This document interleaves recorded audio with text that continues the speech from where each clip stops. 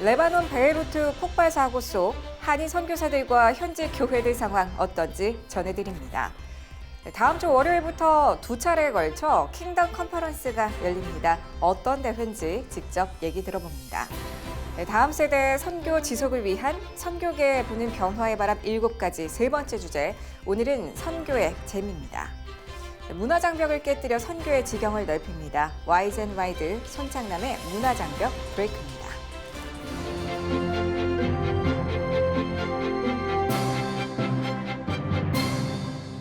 안녕하십니까. 매 요일마다 섹션을 통해 더 깊이 있는 글로컬 선교교육 뉴스 전해드리고 있는 CGN 투데이입니다. 화요일인 오늘은 선교입니다.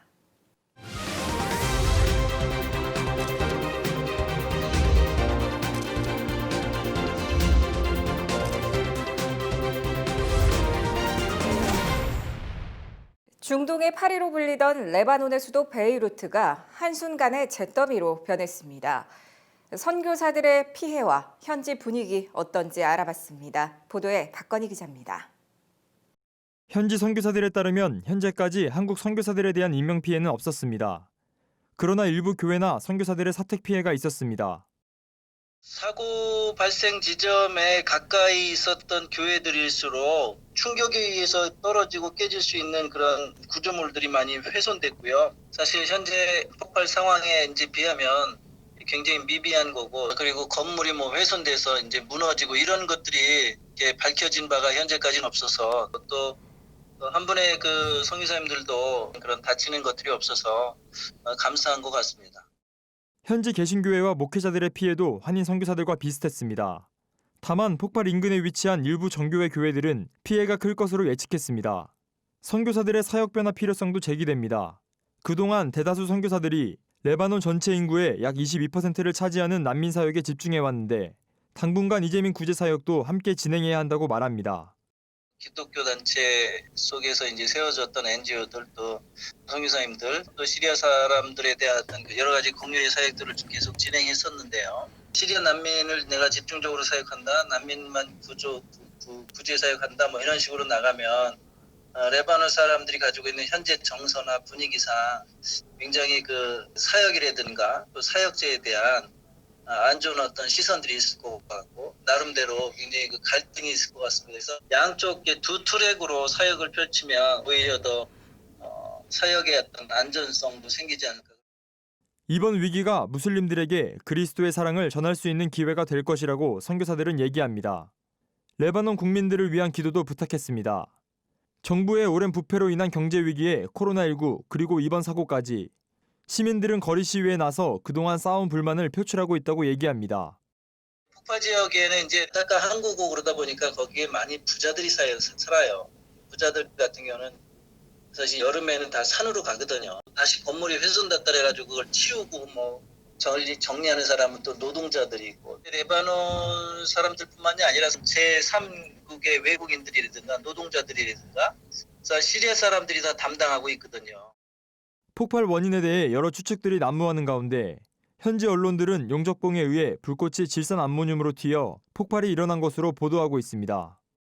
첫 번째보다는 두 번째 폭발로 인해서 이 피해가 이렇게 커진 건데, 그러다 보니까 이상한 영상들과 소문들이 계속 나오고 있고요. 현재 그 관련자들도 그 감금해놓고 그 조사가 돌아가고 그런 얘기들이 있는 거 보면 방송에서 밝힌 대로 그 사고 원인이 진행되는 것 같습니다. 근데 그것도 현재는 추정이다라고 하니까. 진 목사는 기독교 국가였던 레바논이 하루빨리 회복돼 중동 선교의 중요한 역할을 감당할 수 있도록 기도를 부탁했습니다.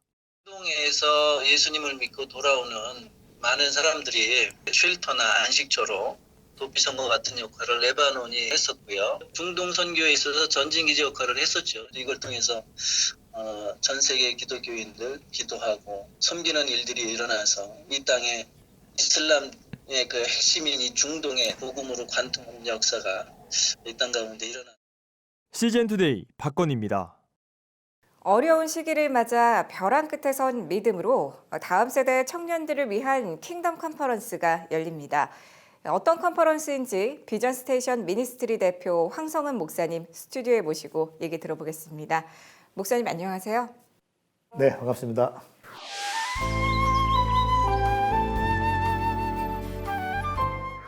8월 17일부터 킹덤 컨퍼런스가 열릴 예정인데요. 이게 네. 어떤 대회인가요? 킹덤 컨퍼런스는 다음 수가 청년들을 위한 컨퍼런스인데 하나님 나라를 위해서 이 땅에서 하나님 나라를 경험시켜주는 의미 있는 컨퍼런스인데 예배와 찬양 중심의 그런 컨퍼런스라고 할 수 있습니다. 이 대회 정말 너무 기대되는데요. 네. 주제가 또 인상 깊어요. 벼랑 네. 끝에선 믿음. 네. 어떤 의미인가요? 지금 코로나 시대를 우리가 살고 있어요. 한 번도 경험하지 못한 시간들을 보내고 있는데 교회가 가장 위축되고 있지 않습니까? 교인도 많이 줄고 여러 가지가 있는데 또 가을 되면 2차 팬데믹이 온다고 하지 않습니까? 그때 가장 큰 데미지를 입는 게 사실은 다음 주가 청년들입니다. 그래서 올 여름을 그냥 보내면 청년과 다음 세대가 정말 어려워질 거예요. 이때가 또 피크다. 그래서 올 여름에 이들의 영혼과 또 영성을 강화시켜주는 아주 임팩트 있는 집회가 필요하다.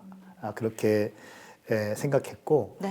벼랑 끝에 선 마음으로 저희가 준비했어요. 지금 코로나로 인해서 모든 것이 제한돼가는 이 시기인데요. 네. 청년들에게 주는 어떤 교훈도 그래도 있을 것 같습니다. 마스크 뒤에 숨어 있는 청년이 아니라 부흥을 꿈꾸는 청년들이 되었으면 좋겠어요.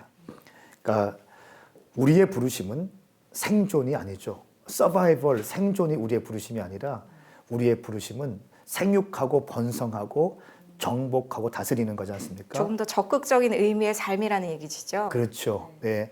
창세기 1장 말씀에 우리를 창조하신 다음에 주님께서 축복하셨으면서 우리의 인생에 대해서 부르심을 명쾌하게 말씀하셨어요. 그러니까 생존이 아니라 생육하고 번성하는 거다. 정복하는 거다. 그럴 때 서바이벌, 생존에 목숨 거는 인생이 되는 것이 아니라 리바이벌, 부흥을 꿈꾸는 세대가 되었으면 좋겠습니다. 어렵지만 꿈꿨으면 좋겠어요. 컨퍼런스의 구체적인 내용들이 더 궁금해지는데요. 어떤 내용들인가요? 네, 8월 17일부터 19일까지 34차가 진행되고요. 또 19일부터 21일까지 35차인데 강사님들이 훌륭하십니다. 누구 먼저는 나오시나요? YM의 네. 로렌 커닝햄 목사님이 오십니다. 로렌 커닝햄 목사님. 네. 세계적인 선교사님이시면서 네. 연 열방의 제자가 있는 아주 위대하신 분인데 네. 그 로렌 커닝햄 목사님 함께 해주시고 또 김삼성 목사님이 카자흐스탄에 들어가셔서 600개의 교회를 개척하시고 엄청난 무슬림 땅의 부흥을 일으키신 김삼성 목사님, 또 김용희 선교사님, 네. 또 박한수 목사님, 고성준 목사님, 네. 또 박호종 목사님 같은 이런 영적인 메시지가 있고 시대적인 메시지 있는 목사님들이 함께 해주십니다. 특별히 킹덤 테드라고 하는 코너가 있는데요. 그때는 이제 테드는 인사이트를 주는 그런 시간인데 네. 로렌 커닝햄 목사님께서 하와이 코나에서 줌으로 함께 하십니다. 네. 실시간으로 동시에 수천 명의 사람들과 함께 들어오셔서 거기서 테드 강의를 해주십니다. 되게 청년 사역자로서 청년들에게 하고 싶은 말이 너무나 많으신데 네. 방송 보고 계실 시청자 여러분께 꼭 전하고 싶은 말씀 부탁드릴게요. 한 번뿐인 인생인데요. 가슴 뛰게 살았으면 좋겠어요. 너무 이런저런 것 때문에 눌리고 어렵고 네. 뭐 이렇게 신세 한탄, 책임 전가, 불평의 말 하지 말고 네. 역사를 보면 기독교인들 항상 핍박이 있었거든요. 로마 군인들이 예배할 때 다 잡아갔잖아요. 그랬을 때 초대교회 성도들이 땅을 파고 들어가서 지하에서 예배했어요. 300년 정도 카타콤에서 예배했거든요. 그런 것처럼 코로나 때문에 오프라인에서 예배 못하지만 온라인에 들어가서 주님을 경배하는 것도 경험해 보시고 또 한 가지 중요한 것은 우리가 한 번도 경험하지 못한 시대를 살고 있는 거예요. 그리고 하나님께서 우리를 평가하실 거고 그렇기 때문에 크리스찬 청년들은 위축되지 말고 좀 꿈을 가지고 또 새로운 세계를 개척하고 돌파했으면 좋겠습니다. 그렇게 하기 위해서 이번 킹덤 컨퍼런스에 다 접속해 주셨으면 좋겠습니다. 한국교회 성도님들에게도 전하고 싶은 말씀이 있으시다고요? 이 영상을 보시는 분들, 우리 장로님들, 또 목사님들, 권사님들, 집사님들께 부탁드리고 싶은 것은 다음 세대와 청년들을 사랑해 주십시오. 그들을 위해서 꼭 기도해 주십시오. 제가 믿는 것은 모세가 있었다면 반드시 여호수아 세대가 일어나야 됩니다. 가나안 땅을 점령하는 젊은 군대가 일어나야 되는데 우리 젊은이 청년들이 막 일어나서 좀 믿음의 꽃을 피웠으면 좋겠습니다. 그렇게 하기 위해서 젊은이들만으로 젊은이들 깨울 수가 없죠. 그래서 아비 세대의 지지가 필요한데 이 영상을 보시는 많은 분들이 킹덤 컨퍼런스에 함께 좀 들어오시고 함께 등록하셔서 중보자로서 또 참여하시면서 은혜 받으시고 우리 한국교회 청년과 다음 세대를 위해서 함께 힘을 모았으면 좋겠습니다. 네, 대표님 오늘 나와주셔서 감사드립니다. 네, 감사합니다. 다음 세대 선교 동원을 위해 필요한 것들, 선교계에 부는 변화의 바람 7가지를 통해 알아보고 있습니다. 오늘은 세 번째 시간으로 선교의 재미가 왜 중요한지 알아봅니다. 박건희 기자입니다. 선교하면 쉽게 떠오르는 것, 헌신, 오지, 눈물 등입니다. 좀 더 생각해보면 영광스러운 상처, 열매, 사명과 충성 등이 있습니다. 산업화를 겪으며 치열하게 살아온 세대들에겐 익숙한 단어들입니다. 그러나 개인이 중요한 다음 세대들에게는 익숙하지 않은 단어입니다.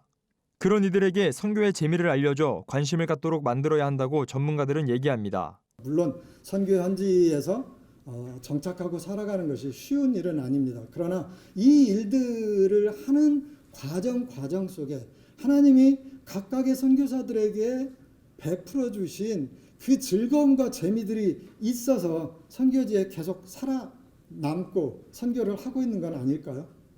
그런데 저희는 선교에 관한 이야기 속에 선교사들이 그 선교를 얼마나 즐기고 있고 얼마나 그 즐거움 속에 있는지에 대해서는 별로 발굴해내거나 전파하려고 하지 않는 듯.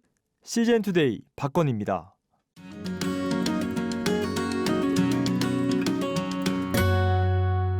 안녕하세요. OMF의 손창남 선교사입니다.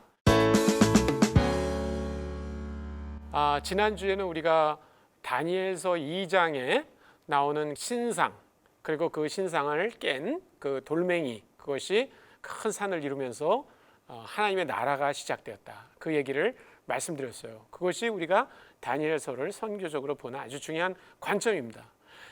오늘은 3장에 나오는 말씀을 좀 나누도록 하겠는데요. 다니엘서 3장은 아마 여러분들이 주일학교를 다녔거나 다니엘서를 읽으신 적이 있는 분들은 잘 아시는 얘기예요.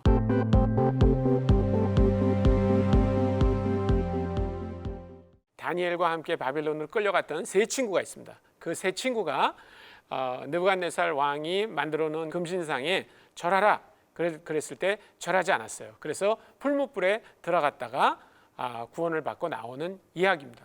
그래서 굉장히 많은 사람들이 어떻게 생각하냐면 3장 그러면 맞아 풀무불 이렇게 얘기하기 쉬워요. 그런데 3장에서 얘기하려고 하는 보다 더 중요한 포인트가 있다고 생각합니다. 그것은 그 세 명의 친구가 아주 강한 믿음을 갖고 있었다기보다 더 중요한 것은 이 일을 하나님은 왜 이루셨는가 하는 거예요. 자, 3장에 나오는 몇 절을 제가 읽어드릴게요. 느부갓네살 왕이 금신상을 세운 다음에 많은 사람들을 불러 모았습니다. 그런데 3장 4절에 성경은 이렇게 표현하고 있어요. 선포하는 자가 크게 외쳐 이르되 백성들과 나라들과 각 언어로 말하는 자들아 왕이 너희 무리에게 명하시나니 이렇게 말하고 있어요. 그러니까 지금 여기 모인 사람들이 누구예요? 모든 민족들이 여기 모여 있다는 얘기입니다. 자, 7절, 3장 7절입니다. 모든 백성과 나라들과 각 언어를 말하는 자들이 여기도 보면 다시 한번 그 신상에 모인 사람들이 누구냐면 모든 민족에서 온 사람들이라는 거예요. 그러니까 느부갓네살 왕은 자기가 얼마나 위대한 왕인가 하는 것을 사람들에게 금신상에서 절하게 함으로 말미암아 자기가 위대한 것을 알리고 싶었던 거예요. 그런데 이 세 명의 그 유대 젊은이들이 그 신상에 절하지 않고 풀무불에 과감하게 들어갔습니다. 들어갔다가 나오는 모습을 보면서 느부갓네살은 자기보다 더 위대한 분이 있다는 사실을 깨닫게 된 거예요. 그게 누굽니까? 하나님이시죠. 하나님.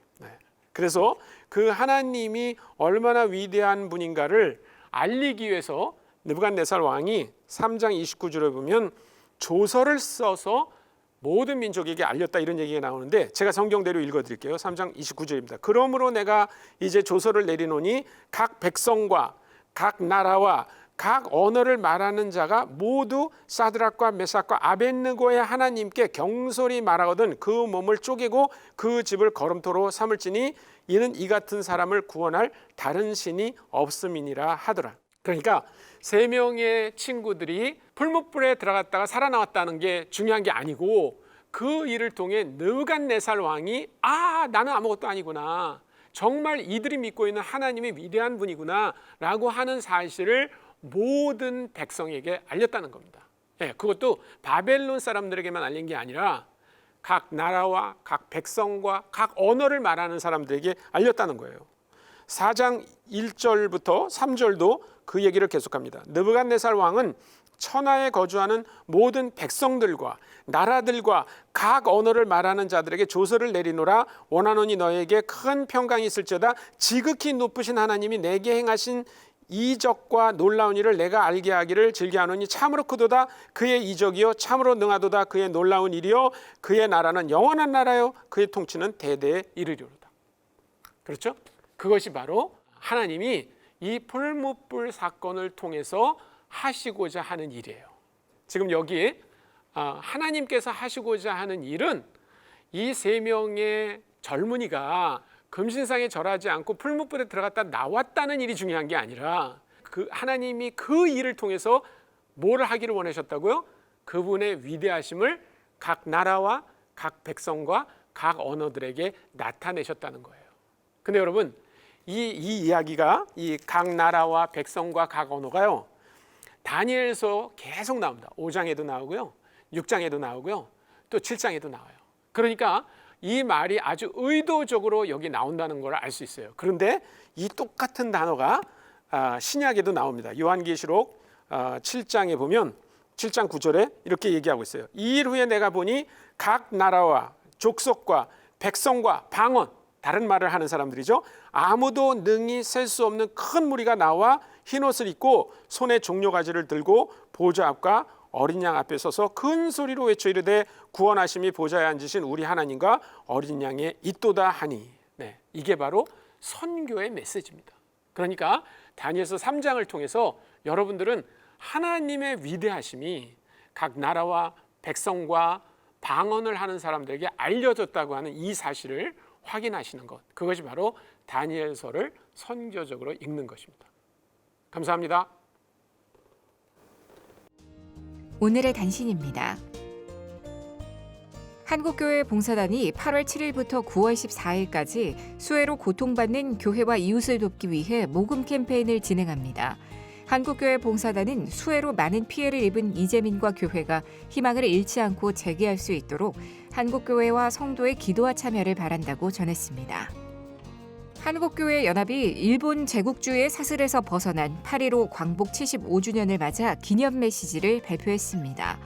한국은 신앙의 선배들이 목숨 바쳐 이룩한 나라라며 음란도성인 소돔과 고모라 같이 징벌을 받지 않으려 깨어 기도해야 하고 하나님이 가증하다고 하신 죄에 대해 입을 봉하려는 차별금지법 제정을 막아야 한다고 강조했습니다. 국제구호개발 NGO 월드비전이 최근 폭발 사고로 피해를 입은 레바논 베이루트 지역에 500만 불 규모의 긴급 구호 사업 실시 계획을 밝혔습니다. 국제 월드비전은 자체 재난 대응 단계 중 2번째로 심각한 단계 카테고리 2를 선포하고 약 12만 명의 피해 주민을 대상으로 식량과 생활용품 및 위생용품을 제공하고 심리적 응급조치 등을 진행할 계획이라고 전했습니다.